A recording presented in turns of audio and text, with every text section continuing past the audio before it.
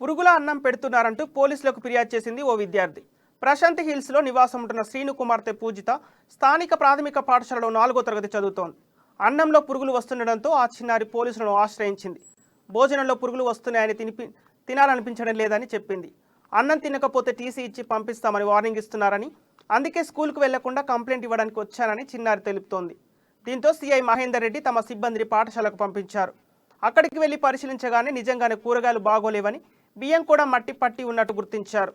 ఆ చిన్నారి ధైర్యాన్ని పోలీసులు అభినందించి పాఠశాల యాజమాన్యపై చర్యలు చేపట్టారు.